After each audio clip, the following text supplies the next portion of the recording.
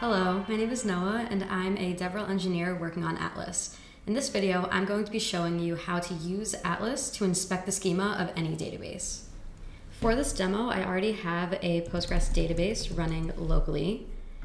And if I use the Postgres terminal to look at a list of tables, you will see that I already have 4 tables in my database. So Atlas provides a convenient command called atlas schema inspect that allows you to retrieve the schema of your database in multiple formats. By default, the output is in Atlas HCL, which is similar to Terraform's syntax. Now I went a little fast, so let's break down what this command line looks like. So here we have Atlas schema inspect. This is the command itself. And then this URL flag specifies the database connection string. So now that we've seen what comes out by default when all you give schema inspect is the URL to your database, let's go through and see what's really happening here. So when you run schema inspect, the first thing that happens is Atlas is going to connect to the database specified at the URL flag.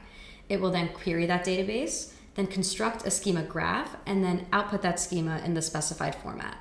So now that we kind of have that covered, let's try out other output formats. So now let's say I want to get my schema in a SQL representation.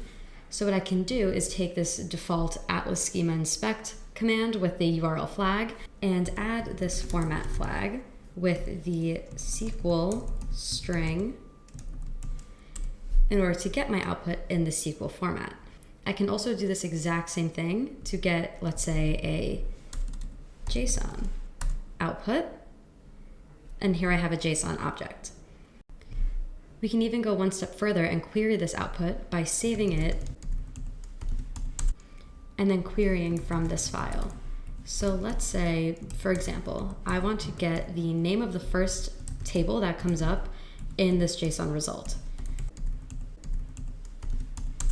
And you'll see that the name of this table is orders. So now, okay, I know that the table is orders, but I want to know what the columns are.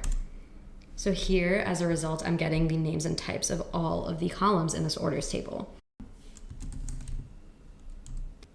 Finally, it's often useful to get a visual representation of the database as an ER entity relationship diagram. You can do that with the -w flag. So after running that command, I now have a visual representation of my database on Atlas Cloud. So I can see here my 4 tables. I see their column names and types. I even have access to the foreign keys and the relationships between all the tables.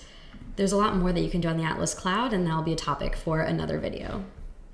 I hope that was helpful and informative, and if you have any additional questions about Atlas or how to use it, feel free to scour our YouTube channel and subscribe, or go through the documents on our website, atlasgo.io. Thank you, and I'll see you in the next video.